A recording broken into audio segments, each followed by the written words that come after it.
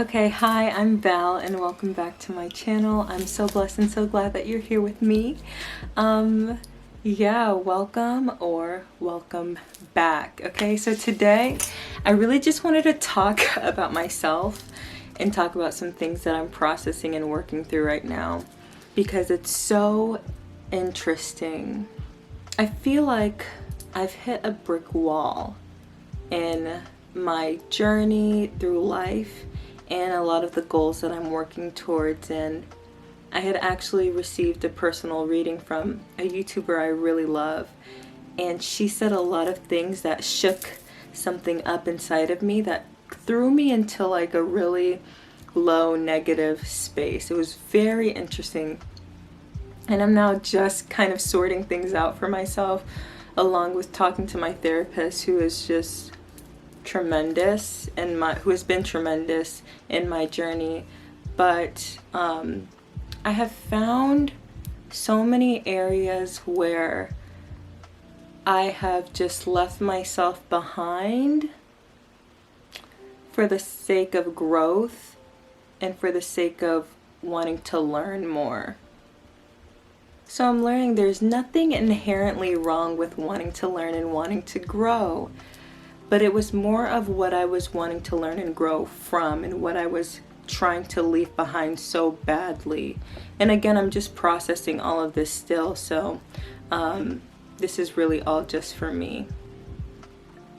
So a little bit ago, I did a reading on my TikTok page, and I was hearing the phrase fake spirituality come up a lot. Like, I heard fake spirituality, fake spiritual teachers, fake spiritual practices, whatever that means.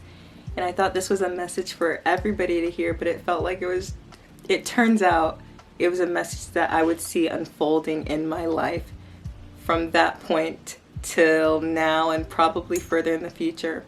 I'm realizing that there are so many practices that are just kind of thrown around, and as helpful as they are, without the knowledge and information and the tools needed, we're missing such huge parts, and I have missed those huge parts as well.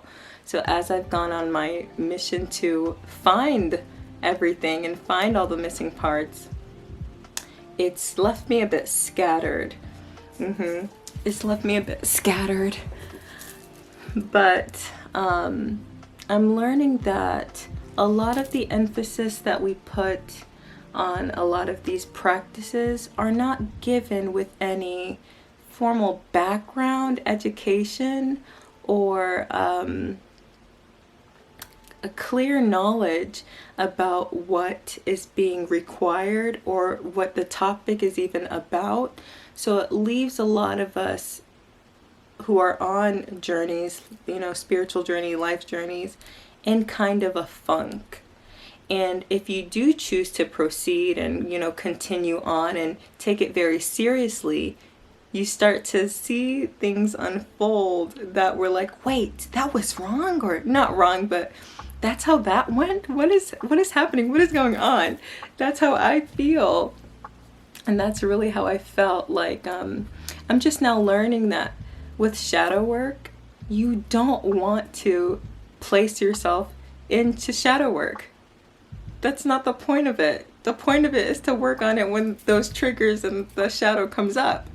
You don't purposely place yourself into the shadow without having the tools prior to going into it. So if we don't have the spiritual balance, or if we don't have the inner peace and calm to start going into more deep things, it's not very helpful.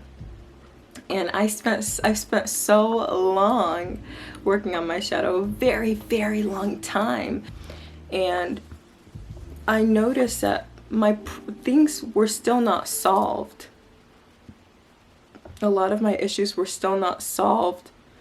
But it's because I wasn't dealing with them in the correct manner. And that's what I'm learning right now. So as long as I've been on the journey, I feel so held back or so far behind because of the knowledge that I didn't have. That's another thing, is that seeking knowledge is not the we don't have to seek knowledge. And this is something that the reader said to me, and I fully understand it and receive that message now, because I was really wanting to learn. I want to learn so much, and I want to grow so much. And she was saying the knowledge that we have at any given moment is the knowledge that we need, and that there's no need to be seeking. And we can seek, right? We can always learn more. But the knowledge that we have right now, and the knowledge that we can retain, or the knowledge that we can produce, the wisdom inside of us, is more than enough. And that was very important to me as somebody who is so inquisitive, and I feel this, so I want to know more, and I'm so interested in this, so I need to find out more. So yeah, it's just been a lot. It's been a lot. And a huge thing is, I am a comparer. I compare myself in every single way. And it's such a bad habit. It's such a bad habit. Like, that's a really bad habit. And I compare where I am on my journey versus where other people are, and the success that they have versus where I'm at. And it's all, I'm realizing, it is literally all so personal, to the point where it almost feels like you can't listen to anybody or anything, or you'll get so lost and so confused. And I would say that a lot. If you don't tune up your inner voice, you'll get lost behind the noise of the outside world. So you have to tone down the outside world and tune in to the inside, because if not, the inside feels like static, and it's hard to understand and hard to place where authentic discernment is coming from versus, our ego and protection. And this is a big thing. I have so many really big lessons, so many, but this is another one, because it's just a constant battle. It's a constant battle. Like, I think another part is me not fully trusting in myself, because I'm so like, oh my God, what are they doing? Like, it's not even just what are they doing. I feel like all of our individual journeys are so unique that there are some things that other people might not pick up on, or other people might not relate to. So because they're not talking about it, I feel like I'm crazy and I'm the only one going through this. But that's not the case. It's just very individual and very unique to myself. So that's what I was having a hard time with, that, knowing that this is all very unique, and that I might not relate to somebody, and I shouldn't try to form around somebody else's experience. Oh my God. See, I'm just realizing all this, not trying to form myself to fit into their experience. Wow, that's wild. Also, I'm learning about more of my inner child, and almost seeing that the inner child never disappears. The inner child never disappears. The shadow never disappears. Your higher self is always here. And that's the point of the journey. It's the integration of self, right? It's the integration. And I've just been learning more and more and more about this integration in my own self, and being triggered so hard from that reading I received, that it threw me into an inner child state. All those feelings of inadequacy, me thinking that I should stop making videos and stop with the camera, stop all of it. All of that happened in one day. I'm like, I'm not doing this anymore. All this doubt started flooding and raining down on me. And it was really just my inner child, my small young self, who always felt inadequate, showing up and saying, what are we about to do? How can we fix this? I still feel like I can't achieve. Why? Can you help me? Let's figure this out, type of thing. And I feel like a lot of us kind of go through life and we're challenged by this and don't do anything about it. kind of just throw it to the side, leave it alone, and I see it. I've seen it before in other people. I've seen it before in other people. This is the first time I was able to identify it for myself, but not because of my identification, because my therapist identified it within me. And you know, I also think about like how sometimes I can't see some parts of me, and it gets really tough because I'm like, Spirit, I thought we had this connection and that I knew and I don't. And I get so frustrated. But it's like also, I think that's the importance of having like close people and people that you can trust around you who really truly see and value you, so they can show you those parts of yourself. And yeah, I was really doubting everything about me. I was even thinking like, did I make all this stuff up? Have I made every part of my journey up? Have I made everything up? And again, feeling like I just don't belong anywhere. Like nothing makes sense for me. I don't belong anywhere. I can't do anything anymore. That's how I was feeling. You know, what's so crazy is that I could feel and identify that I was heading into a tower moment. I knew it. I felt that it was coming. I had 1010, the number, the day, written down for a while. And that was the day I received the reading. And I also had been seeing fives a lot, and you know, 5 is a number of chaos, change, but conflict, you know, lots of energy, lots of things happening with the number 5, and I started seeing it everywhere. I could have prepared a lot better, but I didn't. I really didn't. I thought just being aware and acknowledging that this could be a potential thing was enough, but for me, it wasn't. And I could have done more to not protect, but for a cushion before everything kind of came down on me. And this felt like a clean tower moment. Like everything felt like for real, like blank slate type of deal. Like, and this is kind of what this feels like, especially me being more open right now and just kind of brain dumping out is very new to me. But yeah. It was just so crazy how all this kind of was leading up. All the events were leading up. I knew something was happening, and boom, this is what it was. It's like everything that I built up, all the spiritual beliefs that I had built up, they're now slowly not coming down, but recognizing where a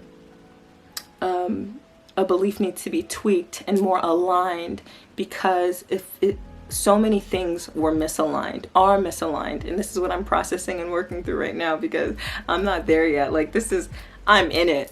I am in it right now, and I just feel okay today, so that's why I'm talking about it. But it's been wild. It's been so wild. But also perfection, wanting to have this perfect idea of spiritual wellness and development. And that just doesn't exist. It doesn't exist.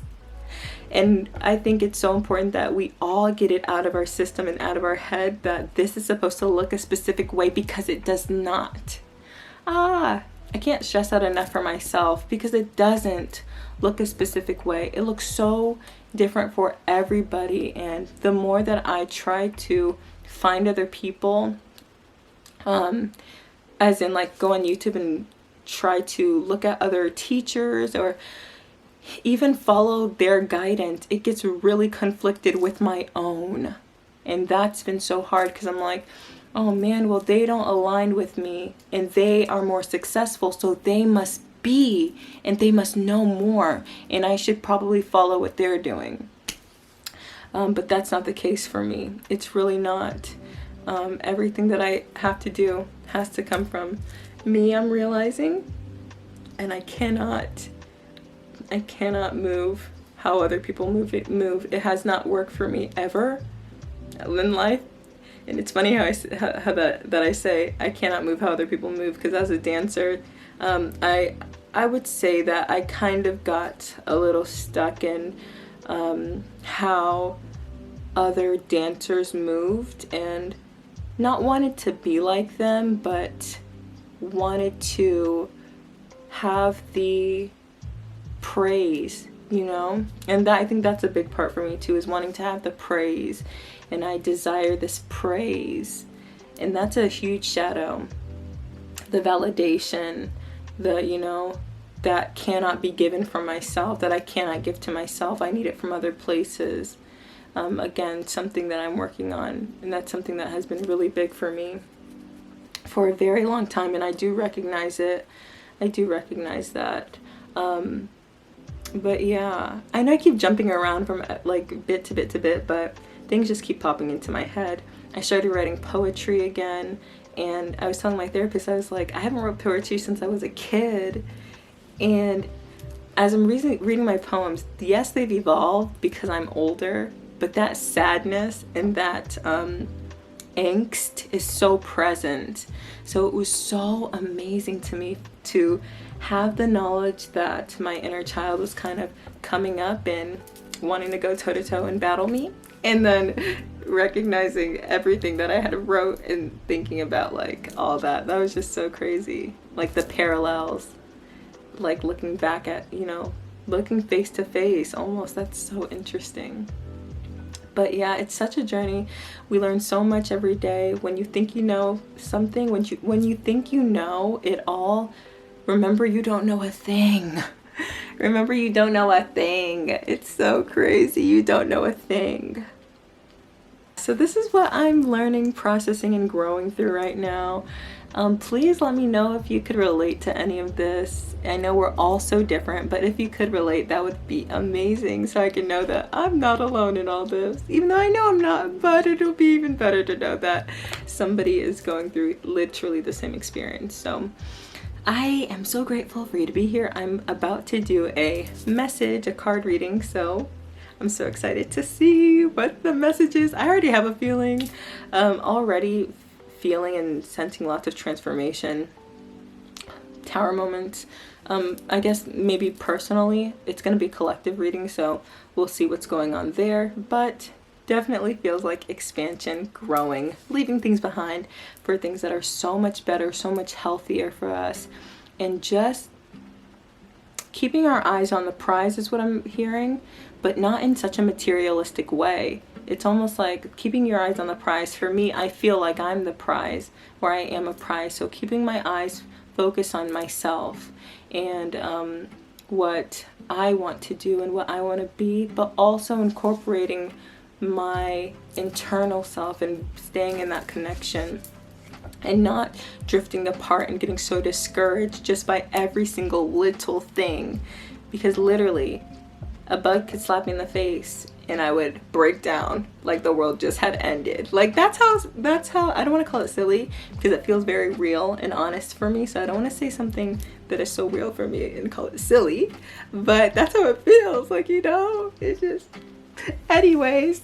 So that's gonna be it for today's video. I'm so blessed and so grateful that I could even have the energy to do this, especially how I've been feeling the last few days. So I'm so grateful for you to be here, and thank you.